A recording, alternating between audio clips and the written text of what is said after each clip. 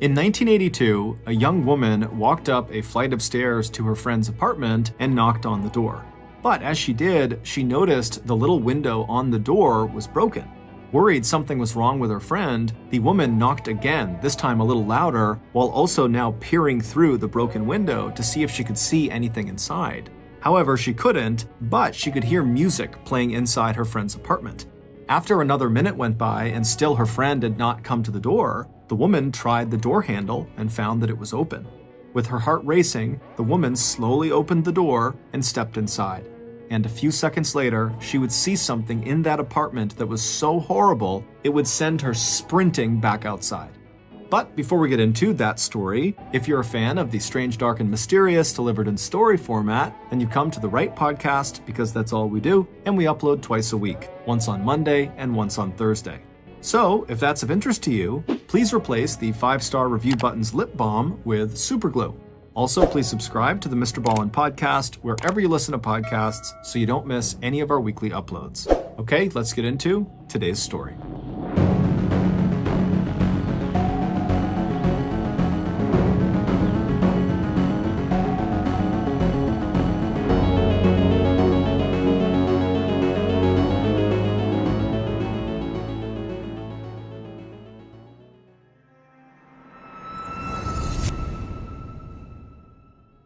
At least 1 or 2 times a week, I have to wake up really early, like 3 a.m., in order to have enough time in the day to get everything I need to do done. This is not because I'm like a workaholic, it's because I procrastinate. Anyways, a couple of nights ago, I had a really early wake-up planned for the next day, so I got in bed at like 9 p.m., and the second my head hit the pillow, I couldn't sleep.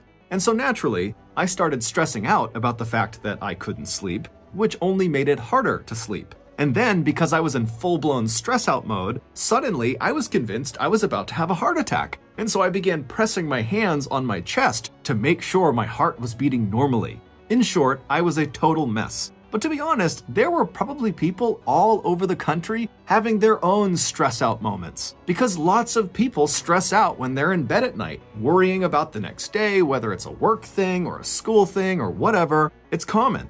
And this anxiety actually has a name. It's called the Sunday Scaries. But luckily, there's a cure. Sunday Scaries CBD gummies. And the other night, as I was feeling my heartbeat, I remembered, oh that's right, I have Sunday Scaries CBD gummies. And so I ran and got one sour CBD gummy, and boom, I was chilled out and able to fall asleep. Look, we all have the right to live scare-free. So whether you need to take the edge off, calm your racing mind, sleep better, or just chill, take 2 CBD gummies every day to keep the scaries away. Let me save you with my 25% discount. Visit sundayscaries.com and use my promo code MrBallen for your discount. That's promo code MrBallen for 25% off at sundayscaries.com.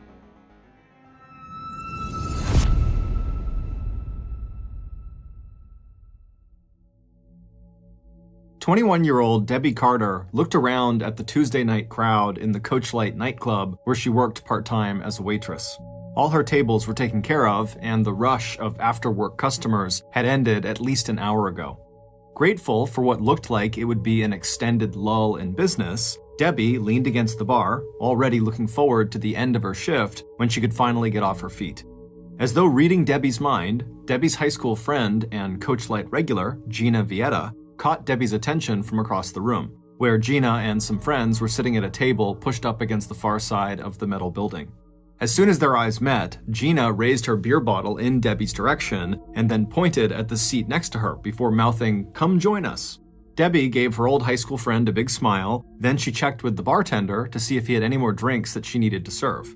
And when he shook his head no, Debbie turned around and then tracked down her boss to see if she could officially go off the clock to go hang out with Gina and their friends. Like the bartender, Debbie's boss didn't have anything for her to do, and so he quickly smiled and said, "Go have fun." Not only was Debbie hardworking, but she was also popular with customers, and she was good at handling any unwanted attention or advances in a way that was direct but not confrontational. So Debbie's boss, who couldn't ask for a better employee, was glad to give Debbie a little break. As Debbie grabbed a beer and walked over to join her friends, the bouncer made a mental note to make sure that Debbie got safely to her car when the Coachlight closed later that night. And that, in a nutshell, was the town of Ada, Oklahoma. It was a tight-knit community. People knew each other, and people looked out for each other, and a lot of people in town didn't even bother to lock their doors, at least when they left their houses during the day. As for the coach light, on that night, December 7th, 1982, the popular local watering hole was a perfect example of how the town as a whole had held on to those deep-rooted small-town values despite the huge social and economic changes of the last 8 decades. Gone were the oil gushers and the huge deposits of petroleum and natural gas that had put Oklahoma on the map back in the early 1900s. And while Ada was still home to some small oil rigs that were still operating, most of the rigs in and around the town were rusted and derelict. Since the 1950s, when Oklahoma started emptying out more oil and gas reserves than it was discovering, the town of 15,000 residents had mostly turned from oil to other industries that paid by the hour, like work on pecan farms and in factories and feed mills. But as the county seat of Pontotoc County and one of the larger towns in rural southeast Oklahoma, Ada was still busy. People were no longer making overnight fortunes on oil, but the town was known nationally for horse breeding and for top-of-the-line horse sales that drew customers from all over the country. Ada's courthouse and jail, as well as the town's lawyers and police force, were also busy. They had plenty to do trying to keep up with the ravages caused by the local methamphetamine drug epidemic that had hit so many towns in rural Oklahoma. But even in the face of these changes, Ada was holding its own. A lot of local businesses had moved to the edges of the town, but Main Street was still doing okay. There were no boarded-up storefronts, and neighbors and coworkers gathered for lunch in cafes and sandwich shops. The town was also home to East Central University, whose 4,000 students, a lot of them commuters, helped boost the local economy and bring a little diversity to Ada's mostly white and mostly Christian population. And places like the Coach Light, with its cheap beer, along with food that was more filling than it was fancy, did very well, especially on weekends when it was filled with a mix of factory workers, 20-somethings, and a dance and party crowd who went there for the live music and the big dance floor. On her way over to Gina's table, Debbie had to slow down a couple of times to say hi to a few of the regulars. Even though it wasn't a busy night, there were more than a dozen people at the Coach Light who knew Debbie by name or who had gone to school with her. And noticing that she had stepped away from work, a few of the men decided then and there to see if they could get Debbie out on the dance floor before closing time. Because Debbie was one of those very easy-to-like people. It wasn't just that she was attractive and athletic, standing 5 feet 7 inches tall before pulling on her work boots. She also had an open smile and friendly dark eyes that matched the color of her glossy shoulder-length dark brown hair. In addition to her part-time job at the Coach Light, Debbie babysat, she worked part-time at the local glass plant, and she served food at a local drugstore lunch counter. As a child and teenager, Debbie had never been a huge fan of academics, and her father, Charlie Carter, still liked to tell the story about how Debbie, on her second ever day of going to school, had looked up at her parents and asked, "You mean I've really got to go through with this?" So instead of going on to college after graduating from Ada High School in 1979, Debbie had put all her energy into saving money to buy her own car and rent an apartment of her own. It was a goal that meant she had sometimes clashed with her mom, Peggy Stillwell, who felt that Debbie was spending too much time at places like the Coach Light and drinking too many beers with old high school buddies like Gina. But 2 months ago, Debbie's dream of living on her own, a big girl life, as her family called it, had come true. That's when Debbie had packed her belongings into the 1975 Oldsmobile car she had bought with her own money and moved into her very own 3-room apartment above a garage at 1022 East 8th Street, right next to the campus of East Central University. Once Debbie's mom was satisfied that Debbie had chosen what seemed like a safe location to live alone, Peggy had given her blessing to Debbie, and mom and daughter were right back to being as close as they had always been. And that closeness was true of Debbie's relationship with her father, too. Even though Debbie's parents had divorced 5 years ago, both Peggy and Charlie shared a bond of unconditional love for Debbie and her 2 younger sisters. And since Charlie sometimes picked up a shift as a bouncer at the Coach Light, he was able to keep a protective eye on his daughter without being intrusive. Now, slipping into the seat at the Coach Light next to Gina and a group of their other old high school friends, Debbie stretched out her long legs under the table and sighed with contentment. It had been a long day, and just sitting down was a relief. But even as Debbie exchanged greetings with her friends, her mind drifted to her new home. And just thinking about the apartment she had worked so hard for gave Debbie a thrill. She'd always been someone who liked her independence, and now that she had a place of her own, she loved keeping her cozy living room, kitchen, and bedroom absolutely spotless. And with no one to look over her shoulder, she could eat as many mayonnaise sandwiches, a personal favorite of hers, as often as she wanted to. Even the things Debbie didn't have turned out to be an advantage. As Peggy pointed out, the fact that Debbie did not have her own washer and dryer was actually a blessing. It meant that Debbie made regular trips to her mom's house to do her laundry, which is exactly where Debbie had been just 2 evenings earlier, listening to the tumble of the dryer while she curled up on the bed next to her mom, which is where Debbie wound up falling asleep and spending that night. Peggy, whose motherly instincts were always on high alert, still couldn't help but worry about her daughter's safety in her new apartment. But Debbie had always said, "Mom, as long as I have my teeth and nails to fight with, no one is going to hurt me." Debbie's thoughts were suddenly pulled back to the present when one of her high school acquaintances stopped by the table and asked her to dance. Debbie had always had her share of boyfriends, but she'd never been known for sleeping around. In fact, her closest girlfriends knew that Debbie was very modest and shy when it came to letting anyone see her undressed. But this was someone Debbie had known for a long time that was asking her to dance, and even though she was tired, she pushed herself up from her chair and headed out to the dance floor.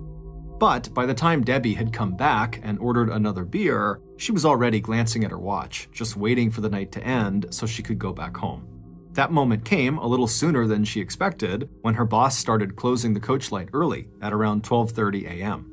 Gina immediately invited everyone at their table back to her apartment for one more drink, but Debbie smiled and shook her head. No, Debbie was going to head straight home to her apartment. She promised Gina that if she changed her mind, she'd give her a call. As customers made their way back to their cars, the bouncer made sure that Debbie was not walking out of the nightclub on her own. And after having a brief conversation through her car window with another Coachlight regular, Debbie rolled up her car window, turned on the car engine, and drove out of the Coachlight parking lot towards her new home. At 2:30 a.m. on the morning of December 8th, 2 hours after the Coachlight closed its doors and turned off the lights, Gina heard the ring of her telephone cut through the noise of the people talking and laughing over drinks at her apartment. When she answered her phone, she was surprised to hear Debbie's voice on the other end. She was even more surprised by what Debbie was asking Gina to do. According to Debbie, there was a visitor in Debbie's apartment who was making Debbie uncomfortable, and Debbie wanted Gina to drive over and give Debbie a ride to Gina's house. Since Debbie had her own car and could drive to Gina's house, the request made no sense to Gina, unless Debbie's visitor wasn't letting Debbie leave. Gina tried to ask Debbie who the visitor was, but their conversation was cut short by muffled noises on Debbie's end. Gina heard Debbie talking to someone, and then the sounds of what might have been a struggle over control of the phone. Gina didn't wait to hear anything else. She sensed something was wrong. Before hanging up the phone, Gina told Debbie that she would be there as soon as she could. But before Gina even made it out the door, her phone rang again, and again the caller was Debbie. But now Debbie sounded much calmer and told Gina not to come get Debbie after all, and that everything was actually okay. Debbie did ask Gina to please give Debbie a call later that morning to make sure Debbie was awake. After hanging up the phone a second time, Gina's first impulse was to ignore Debbie's second call and just still drive over to her apartment to make sure she was okay. But by the time Gina had made it out to her car, she was already having second thoughts. Even though it seemed unlikely, if Debbie did have a man over for the night, Gina didn't want to barge in on them. And Debbie had seemed very emphatic on that second call, telling Gina not to come over. So even though Gina had almost reached her car, she slowed down and then reversed course. A few minutes later, she was back inside of her own apartment, where her friends that had come over were now starting to gather their coats and leave. When Gina woke up later that morning, she completely forgot to call Debbie and check in with her. At 11:20 a.m. on December 8th, that same morning, Donna Johnson headed up the narrow wooden stairway to Debbie's apartment on East 8th Street. An old high school friend of Debbie's, Donna now lived an hour away in Shawnee, but she was back in Ada for the day to visit her parents and to catch up with old friends like Debbie. But just as Donna reached the tiny landing outside of Debbie's front door and had already raised her hand to knock, she felt bits of broken glass grinding under her shoe. and at the same time, Donna registered the fact that the little window in Debbie's door was broken. Even as Donna did reach up and start knocking on the door, she heard the faint sound of a radio playing inside of Debbie's apartment. When there was no answer to her second knock on the door, Donna checked the doorknob and realized that the door was unlocked. As soon as Donna stepped inside, she knew something was terribly wrong. The living room in front of her was a mess. The sofa cushions were scattered on the floor, and strewn across the linoleum in the kitchen off to her side, Donna saw a woman's blouse and a pair of jeans. Even as Donna started to step past the mess towards Debbie's bedroom, she took in the sight of words scrawled in red on the living room walls and on the small white table in the kitchen. But nothing could have prepared Donna for what she saw next. Lying face down on the floor of the bedroom on the far side of the bed, nude except for one sock, lay Debbie's bloody and lifeless body. The bed had been shoved away from the wall, and all the covers were pulled off of it. On Debbie's back, Donna saw more words written in red liquid. Stumbling backwards in horror, Donna suddenly realized that whoever had done this to Debbie might still be hidden inside of the apartment, and a minute later, Donna was clattering back down the stairs outside. Hopping into her car, Donna drove to the nearest payphone to call Debbie's mother, Peggy, who in turn quickly called her ex-husband, Charlie. Charlie arrived at his daughter's apartment ahead of the police and medical personnel. In Debbie's bedroom, Charlie fell to his knees next to his daughter's body. Charlie called Debbie's name twice before gently lifting one of his daughter's shoulders so he could look at her face. A bloody washcloth was stuffed deep into Debbie's mouth. Minutes later, the street in front of Debbie's apartment was lined with police cars, a wailing ambulance, and law enforcement. Stepping into Debbie's apartment bedroom, Ada police detective Dennis Smith took one look at Debbie's body and knew that he had a brutal rape and homicide on his hands. As the 17-year veteran of the Ada Police Department took in the horrific details of how Debbie had died, he also knew that this case felt intensely personal. In addition to knowing Debbie's parents, Charlie and Peggy, Detective Smith's own daughter was good friends with Debbie's younger sister. Doing his best to keep his emotions under control, the 39-year-old detective immediately ordered officers to seal off the immediate area around the apartment from the growing crowd of neighbors and bystanders. After clearing the inside of the apartment, Detective Smith did not waste any time. He sent police officers out to knock on doors and interview neighbors to see if anyone saw or heard anything unusual during the night and early morning hours. He also wanted a list of Debbie's friends, boyfriends, coworkers, family members, and possible enemies. Police would soon find out from Debbie's friend Gina about the 2 phone calls Debbie had made between 2:30 and 3 a.m. that morning, and based on that testimony, they would quickly narrow the time of the murder to some time between 2:30 a.m. and 11:40 a.m. when Donna had discovered Debbie's body. With that information in hand, Detective Smith was especially interested in knowing exactly who saw or interacted with Debbie on the night of December 8th and into the early morning hours of December 9th at the coach light. Since that could include a list of dozens of people, Detective Smith also pushed out a general request for the male patrons of the coach light the night before, as well as any male acquaintances of Debbie's, to come to the police station and voluntarily submit hair, pubic hair, and saliva samples. Satisfied that the investigation was now underway, Detective Smith stepped back and tried to make sense of the crime scene, in which all 3 rooms of Debbie's apartment appeared to have been upended by a struggle between Debbie and her attacker. In fact, starting with the shattered front door window and ending with the ripped and torn trail of clothing and furniture, the apartment was so trashed that Detective Smith realized that this homicide might be the work of more than one perpetrator. That suspicion grew stronger as the detective looked at the 4 messages that the killer or killers had left behind. Written in nail polish on the wall of the den was the sentence, "Jim Smith will die next." On Debbie's back, written in what would turn out to be ketchup, Detective Smith read the name Duke Graham. Once Debbie's body was turned over, the detective would see a single word written in red fingernail polish on Debbie's chest, "Die." And on the kitchen table, written in ketchup again, was a message that referred explicitly to 2 killers. "Don't look for us, or else."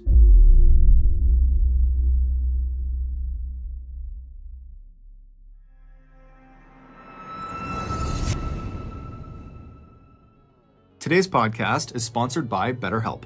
In 2017, I totally fell apart. I was freshly out of the military and trying to be an entrepreneur, and it just wasn't going well. I wasn't really making any money, which was really hard because we had young kids, and I was just irritable all the time. Everything made me so mad. And eventually, I got so fed up with basically everything in my life that I stopped working on the businesses I was a part of, and it showed because revenues pretty much immediately dropped, and it was my fault. And I handled this by just getting more mad. Well, it turns out I really wasn't angry per se. I was actually depressed, and I was lashing out. It turns out I had some really deep-seated issues that I had never dealt with, and my brain decided 2017 was a good year for those issues to rear their ugly heads. Luckily, with some encouragement from my friends and family, I sought out help in the form of a therapist, and they got me back on track. And they did this by giving me perspective, which allowed me to see what my issues actually were, and that allowed me to come up with the solutions I needed to fix those issues. Basically, therapy really just makes you a better problem solver. This is why I still see a therapist now, even though I'm feeling just fine. So if you're dealing with some issues right now and could use someone to talk to, consider BetterHelp. BetterHelp is a highly reviewed online therapy platform, which makes it super convenient, accessible, and affordable. BetterHelp can get you quickly matched with a therapist after filling out a brief survey, and if the first match doesn't work out, it's completely free to switch therapists at any time. When you want to be a better problem solver, therapy can get you there. Visit betterhelp.com/MrBallenPod today to get 10% off your first month. That's betterhelp.com/MrBallenPod.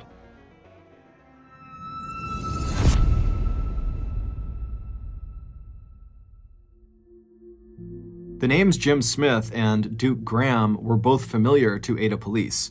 Duke was a local nightclub owner, and Jim was a local small-time criminal that Duke had once driven out of his bar with a shotgun. As Detective Smith, no relation to Jim Smith, completed his examination of Debbie's apartment, he sent officers to find out where both those men were and bring them in for questioning. Then, the detective watched for a few minutes as crime scene techs went about their work inside the apartment, dusting for fingerprints and photographing and collecting possible evidence. That evidence included any strands of human hair, the murder weapon, and the removal of a 4x4-inch square of sheetrock from the bedroom wall that contained a single bloody handprint. The next day, Thursday, December 9th, at 3 p.m., the autopsy of Debbie's body would confirm that she had been raped before she died. Detective Smith was joined at that autopsy by agents from the Oklahoma State Bureau of Investigation who had offered their help and support to local law enforcement. The men watched as the medical examiner collected samples of hair from Debbie's body, as well as scrapings from under Debbie's fingernails, clippings from which were also carefully entered and tagged as evidence. By this point, more than a dozen men had already come forward to the police station to deliver their DNA samples to the police. And it was clear to Detective Smith in interacting with these guys that he was not the only person in Ada who was personally upset by Debbie's murder.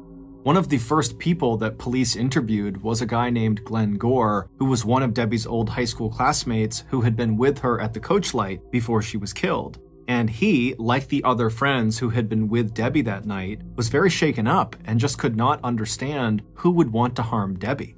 And over the next few days, police would hear testimony that sounded a lot like Glenn's. No one seemed to have any idea who would want to harm Debbie. And within days of the murder, police had confirmed that neither Graham Duke or Jim Smith could have been involved in the killing. Graham had an ironclad alibi, and Jim was locked up in state prison. By the morning of Debbie's funeral, on Saturday, December 11th, 3 days after her murder, townspeople's fear and frustration only got more intense as mourners filed past Debbie's open casket, because all the makeup in the world could not disguise the terrible injuries to the young woman's swollen and badly beaten face, and whoever had done that was still out walking the streets. Meanwhile, investigators were frustrated by the fact that they had to wait for results from the state's crime lab. Investigators knew that a key piece of physical evidence in the case was the bloody handprint that had been collected from the wall of Debbie's apartment. If that print did not belong to Debbie, it had to belong to someone else who was in the room when Debbie was killed, and that person would most likely be Debbie's murderer. But in the face of growing public pressure to solve a case that was quickly showing signs of getting cold, Detective Smith and Ada's prosecuting attorney, Bill Peterson, decided they could not wait until the Oklahoma State Crime Lab ID'd that print. Instead, in early March of 1983, 3 months after Debbie's death, investigators zeroed in on 2 brand new suspects. This new direction in the investigation was based on unsubstantiated rumors about the murder that were circulating in the local county jail. The first and primary suspect was 30-year-old Ron Williamson, a former minor league baseball player who was one of Ada's well-known hellraisers and heavy drinkers. Ron, who lived not far from Debbie's garage apartment, was fingered as a possible suspect by his county jail cellmate when Ron was locked up on a drunk driving conviction. According to his cellmate, when news of Debbie's murder spread through the inmate population, Ron, who was also known to have serious mental health issues, became very upset. The second suspect, a 23-year-old man named Dennis Fritz, who was new to Ada but who had been seen in Ron's company at some local bars, was a person of interest, mostly because police believed the murder had been committed by 2 men, and Dennis was one of Ron's few friends. Both men were interviewed repeatedly by police, and both denied any involvement in Debbie's murder. They also submitted fingerprints and DNA to police.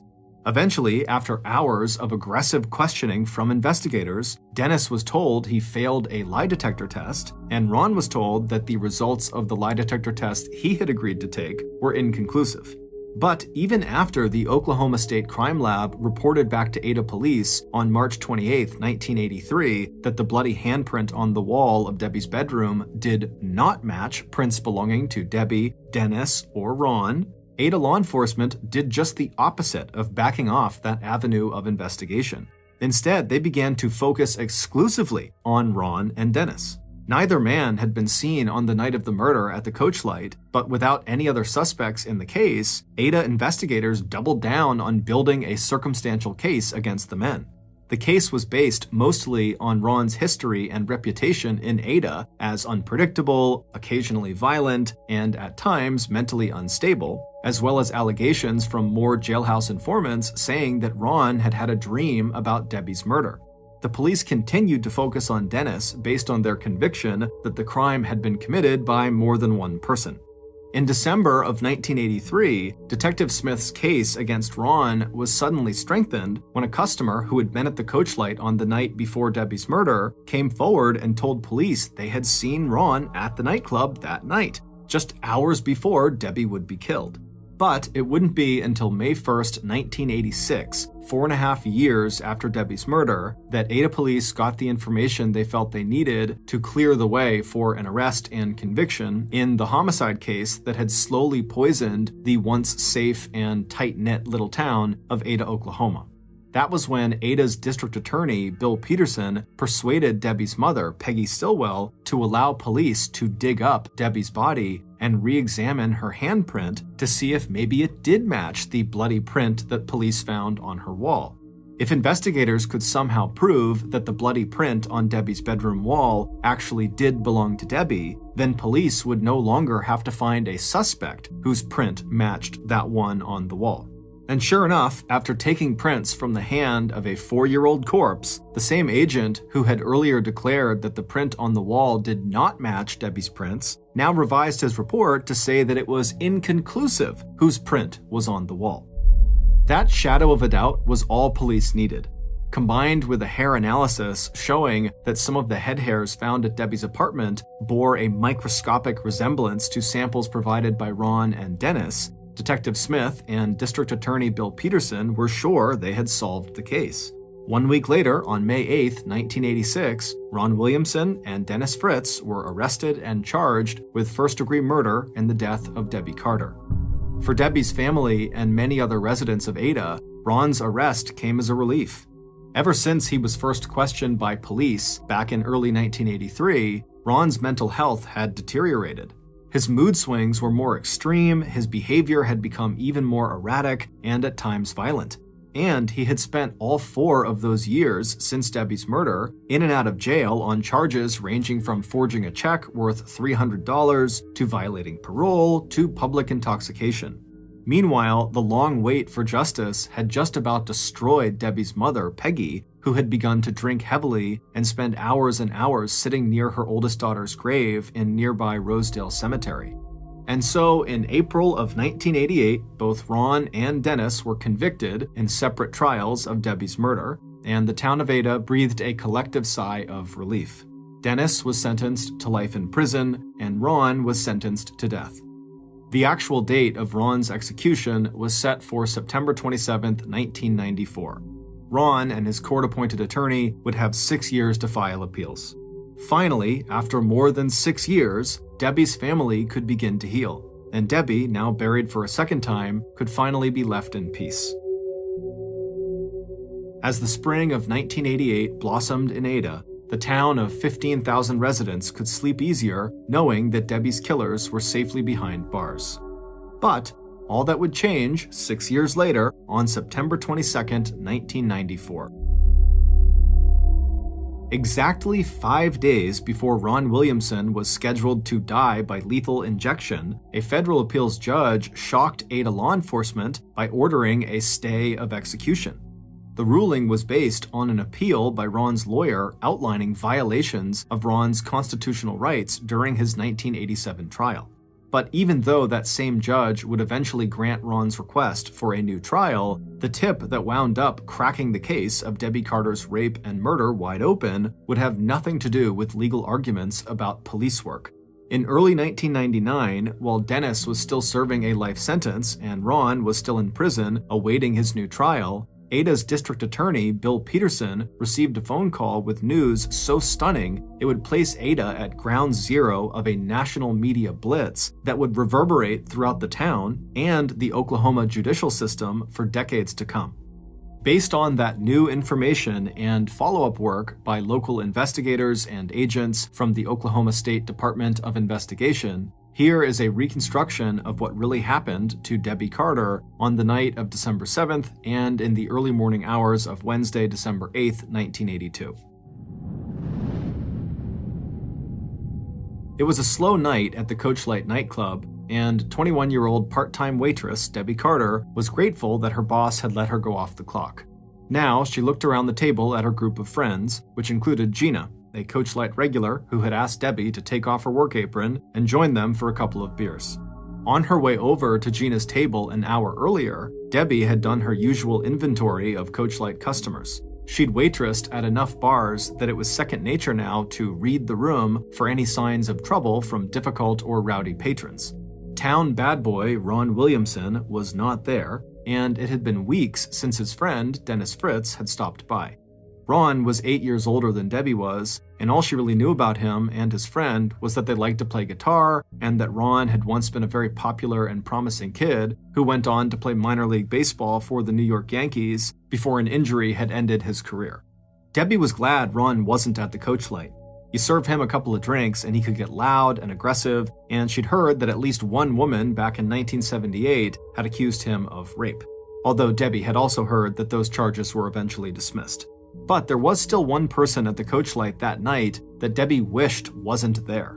She'd felt his eyes following her when she crossed the room serving drinks, and again when she had walked over to Gina's table. He'd even come over and asked Debbie to dance. She had agreed, they'd gone to school together and they had known each other for years, but when he'd gotten so persistent out there on the dance floor, pressing in way too close to her, she'd actually had to push him away and leave him standing out there alone. When the Coachlight closed early at 12:20 a.m., and Debbie had declined Gina's offer to go to Gina's place for one more drink, there her creepy dance partner was again. This time, he was insisting on walking her to her car out in the parking lot. Debbie had told Mike, the bouncer that night, that this was one of her high school classmates who actually kind of scared her.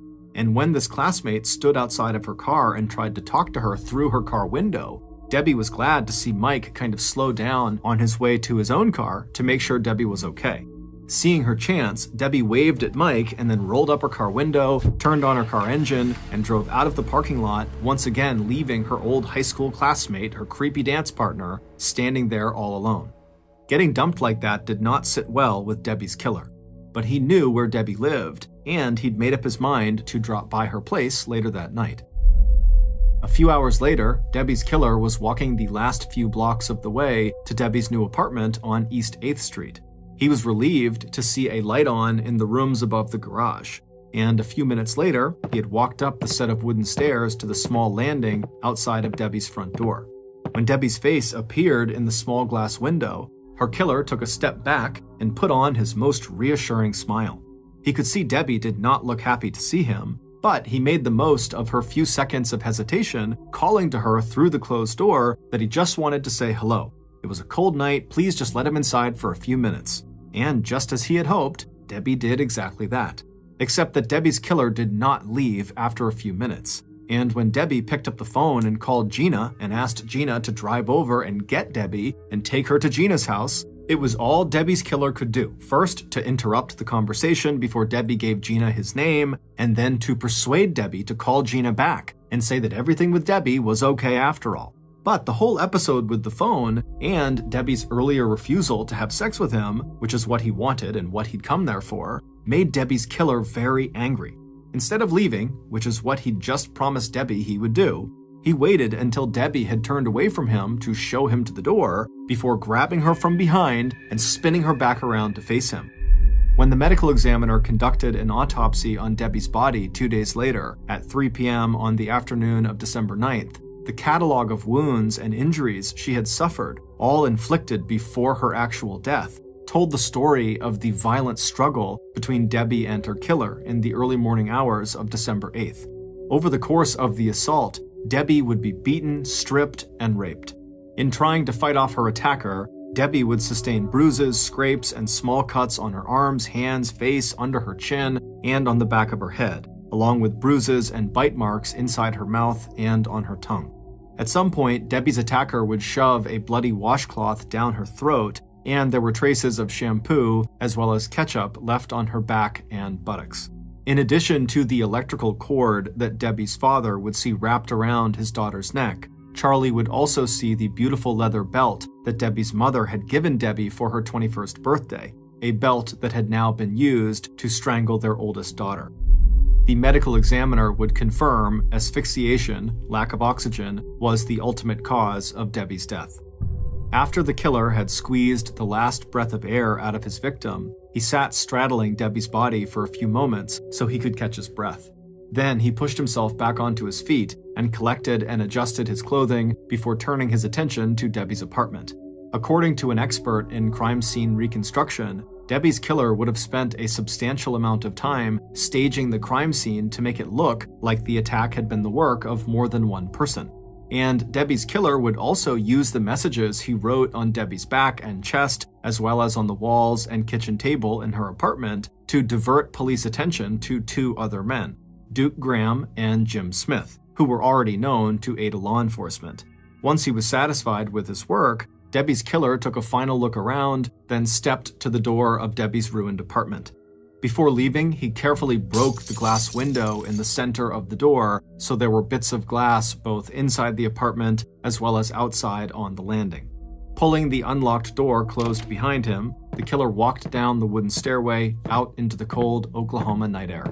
Later that day, Debbie's killer would go to the Ada police station along with the dozens of other men in town, and he would tell police that he did see Debbie the night before at the coach light, but he had no idea what happened to her.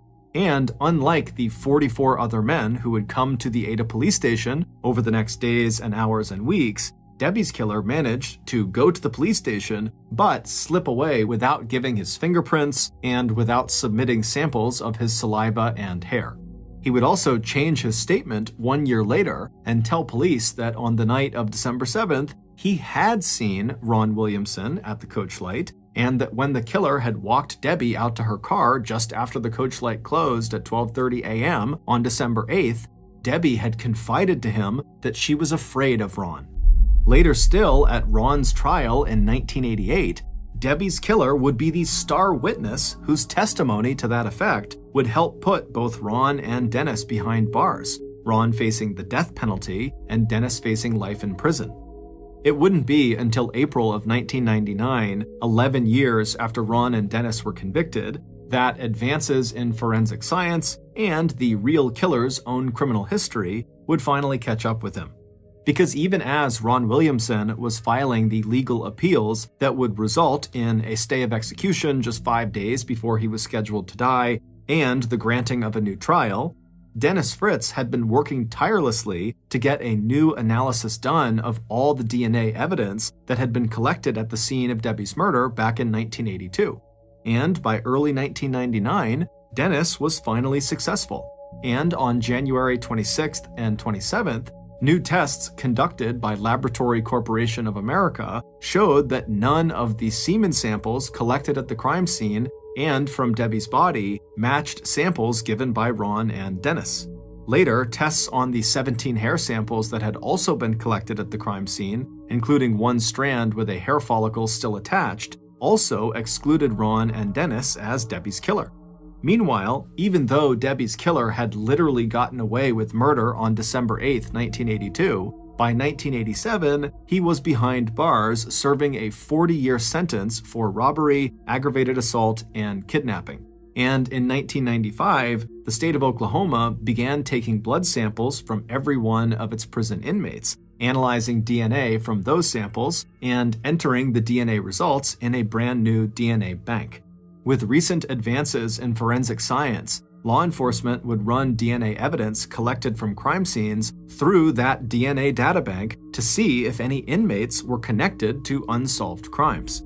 And in 1999, not only would the Laboratory Corporation of America run DNA tests that would clear Ron and Dennis of any involvement in Debbie's murder, they also ran tests against the Oklahoma Prison DNA Databank that would identify Debbie's real killer.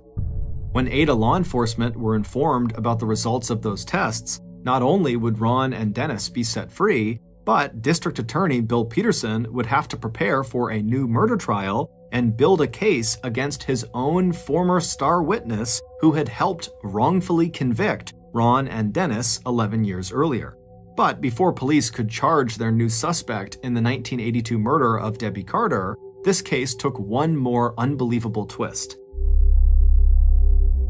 Around noon on the day that Ron and Dennis finally walked out of prison as free men and drew their first breath of cool and fresh Oklahoma spring air, Debbie's killer quietly slipped away from his prison work detail in the town of Purcell, 50 miles north of Ada.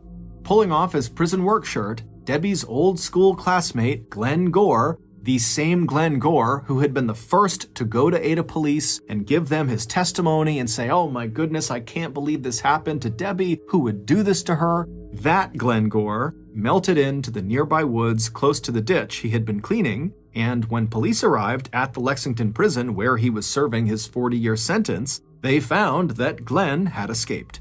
6 days later, Glenn turned himself in on condition that his return to prison would not be handled by Ada law enforcement.